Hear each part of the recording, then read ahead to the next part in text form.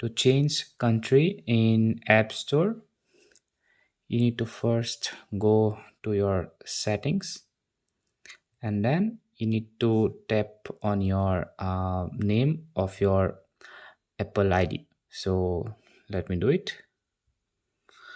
After that, you will find this option called media and purchase. You need to tap here once and then view account. It will load now. If you see, there will be an option called country and region.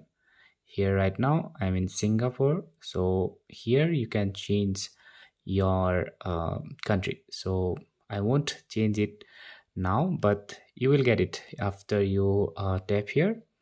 It will ask you to change region. Now as you can see, okay, so as you can see, it will ask you to change country or region. Tap here and you need to tap the country you want to change, and yeah, that's how the process goes on.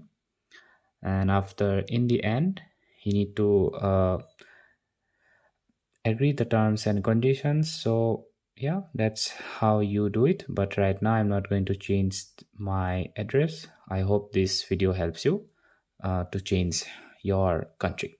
Thanks for watching.